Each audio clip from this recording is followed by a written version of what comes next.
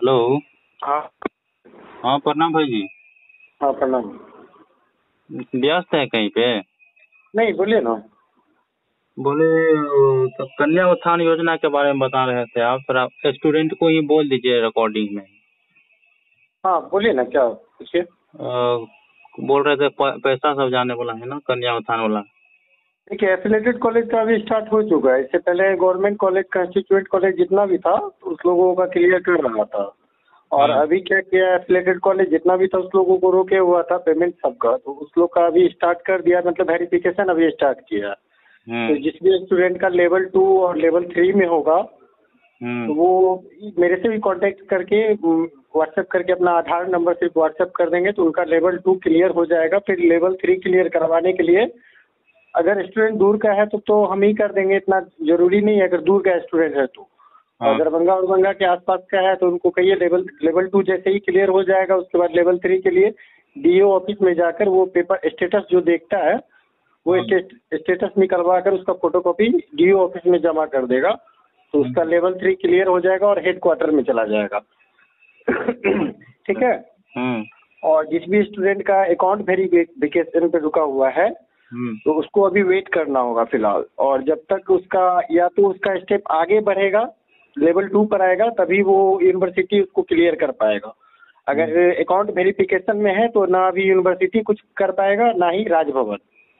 अच्छा। और उसके बाद आपको बता दें कि जो और जिसका मान के चलिए कि हेड क्वार्टर में है चला गया है लेवल 3 से आगे, तो वैसे स्टूडेंट को अभी वेट करना है।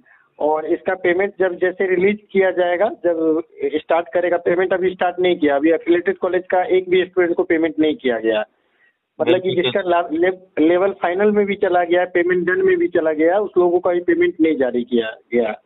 लेकिन जल्दी इसका अगर जैसे ही पेमेंट शुरू करेगा तो लेवल 3 के बाद जो आपको क्या बोलते हैं, लेवल 3 के बाद जो भी प्रोसेस होगा वो ऑटोमेटिक क्लियर हो जाएगा। Head quarter pending automatic clear हो जाएगा और पेमेंट डन तक चला जाएगा। अगर किसी स्टूडेंट का मान के चलिए कोई चीज प्रॉब्लम है जिसका रिजेक्ट कर दिया गया हो, किसी में रिजेक्ट मान लीजिए उसका रिजेक्ट लिख दिया है, तो वैसे स्टूडेंट को फिलहाल वेट करना होगा और स्टेटस डेली चेक करते रहना होगा।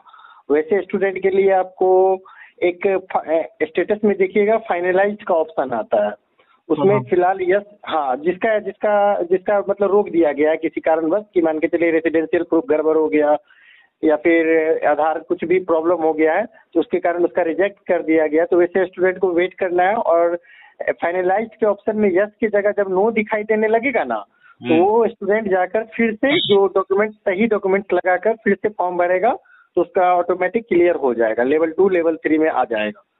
अच्छा।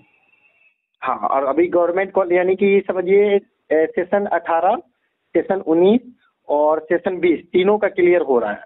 जिस भी स्टूडेंट का चाहे गवर्नमेंट कॉलेज हो या एफिलेटेड कॉलेज हो या किसी भी कॉलेज से हो, लेवल 2 लेवल 3 में हो, तो आप उनको आप अपने थ्रू भी और या फिर मेरे थ्रू भी उनका सिर्फ आधार नंबर भेज दीजिएगा तो वो क्लियर हो जाए। बस आधार नंबर टाइप करके भेज देना, फोटो खींच कर नहीं भेजना। नंबर पब्लिक सेलेक्ट किया जाए?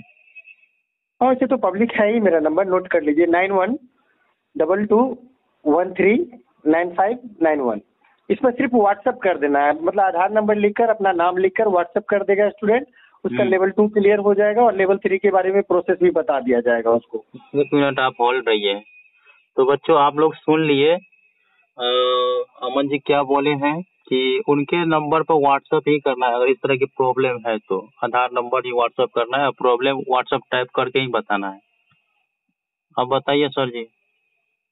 हाँ, तो अभी फिलहाल कन्या उत्थान का यही समझ लीजिए कि स्टार्ट हो चुका है। जिस भी स्टूडेंट का पेंडिंग है वो सब क्लियर करवा ले, जल्दी से जल्दी पेमेंट रिलीज होगा, सबका पेमेंट कर दिया जाएगा जल्दी।